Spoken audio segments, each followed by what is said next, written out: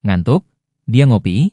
Jawab kepala puskesmas soal viral keluarga pasien tunggu 2 jam buat tebus obat. Viral video yang menarasikan keluarga pasien rela menunggu 2 jam demi menebus obat di puskesmas. Video itu viral karena petugas di ruang obat tidak ada karena sedang ngopi. Warganet pun menyoroti video itu.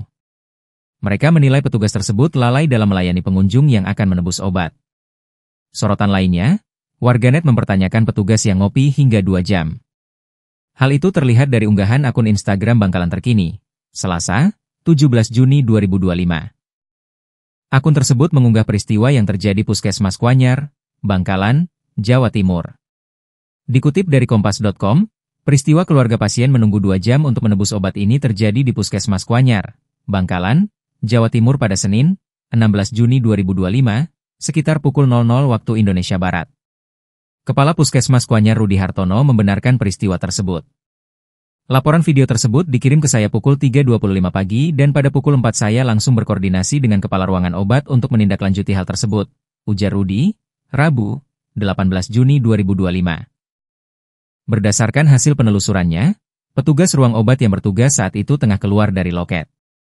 Awalnya, petugas itu pergi ke musala.